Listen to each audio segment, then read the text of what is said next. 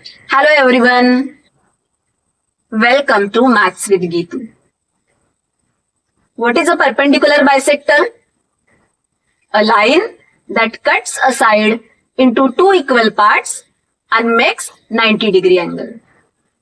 In this video, we will construct the perpendicular bisectors of all three sides of a triangle.